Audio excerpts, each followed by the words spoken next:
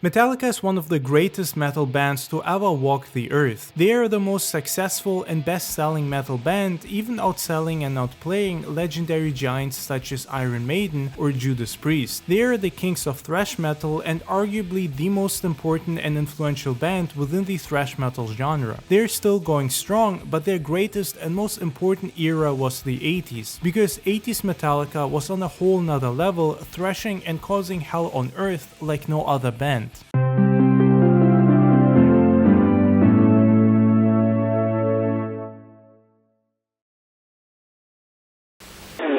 Alright, seek and destroy!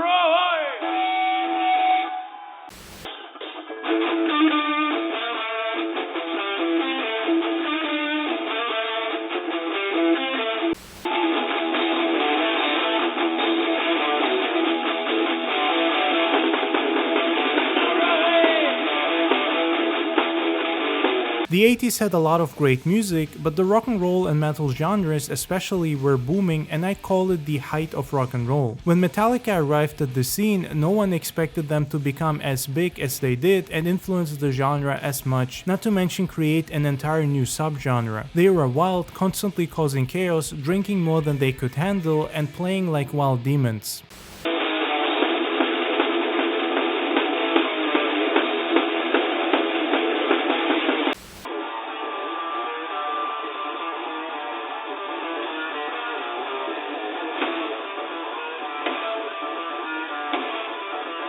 As much as I personally dislike most of the stuff that Metallica put out after And Justice for All, I have to give them credit for the fact that they always are experimenting with genres and sounds. Most of their albums sound unique and distinct from each other, and you can hear the evolution of their sound or the change of it in every album. Some bands manage to keep their sanity by always playing the same type of music for decades, but it's great to see that Metallica has always made an effort to evolve, and that's exactly why they ended up being the most successful metal band of all time.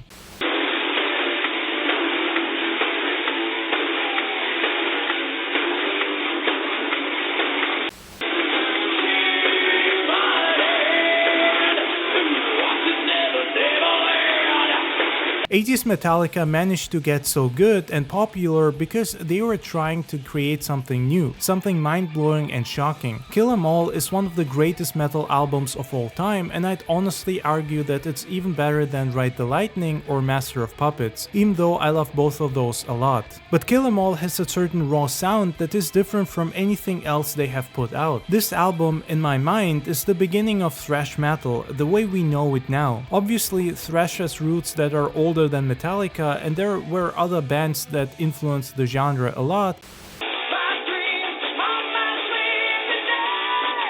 such as Anthrax or Slayer, but none of those bands ever came close to Metallica in terms of lyrical quality, vocal range, or instrumentals. Listening to Kill 'Em All, you can also hear the strong Motorhead and new wave of British metal influences. Songs like The Phantom Lord sound almost like something that Motorhead could have played themselves, and it's amazing to see James put his own spin on the sound.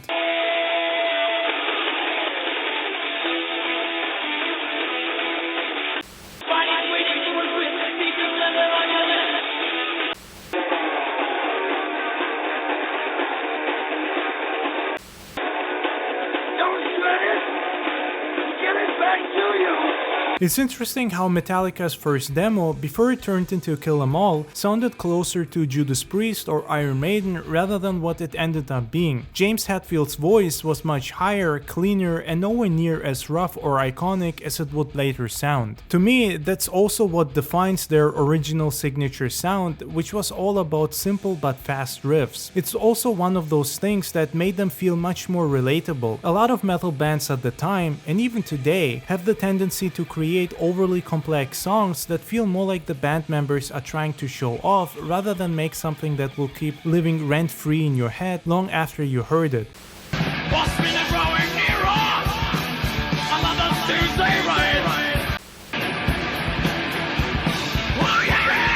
Metallica made music that not only felt raw and sincere, their riffs were also something that wasn't too hard to learn. Anyone with a bit of practice could learn most of Kill 'Em All relatively fast, which is not necessarily something you can say about many other bands that have more solos than lyrics in their songs. Metallica as a band has always been in a realm and league of their own. When I think of thrash metal, especially 80s thrash, they are the first band that comes to mind and the first band that I'd rather be listening to. Other bands within the genre back then and even today think that thrash and metal, no matter which subgenre, are all about being heavy, constant solos and chugging those power chords. But that's not really what it's all about.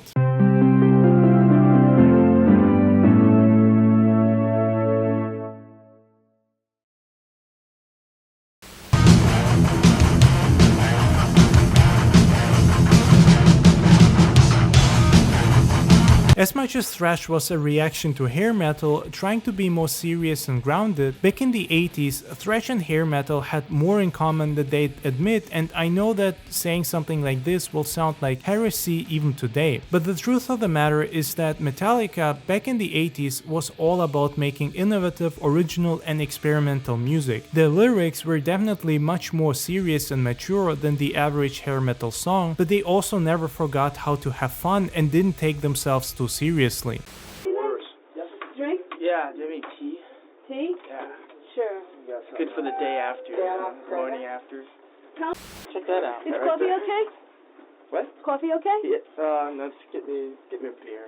Metallica's live concerts were all about having fun and a good time. They wanted to make the earth shake and keep your head banging. This is something that the modern metal community struggles a lot with today. People get called posers just because they don't always want to write dark and depressing songs or because their outfits might not be metal enough. Ghost gets called posers because apparently looking like a death metal band but sounding like Black Sabbath or Deep Purple makes you a poser and not heavy metal, despite the fact that Deep Purple and Black Sabbath are the literal founding fathers of the genre. It's crazy because even back in the 80s, Metallica was being called posers by people within the community, especially after they released Ride the Lightning, which featured songs such as Fade to Black that dared to have acoustic guitars and was a much slower, much more emotional experience.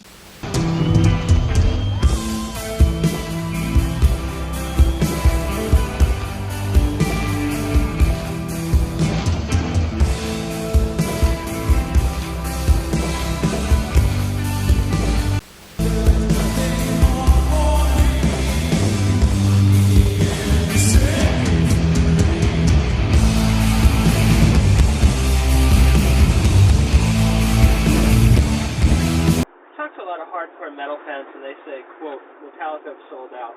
What's your response to something like that? I think you could do it on the TV here. Yeah, it's we're not too worried about them. We do what we want to do, you know. If they consider that selling out, then whatever. There's a lot of people think you sold out just because you're on a major label and are very popular. Or maybe you don't play 1,000 miles an hour the whole time, or, you know. I mean, we'd be doing the same thing if we were still on, independent label.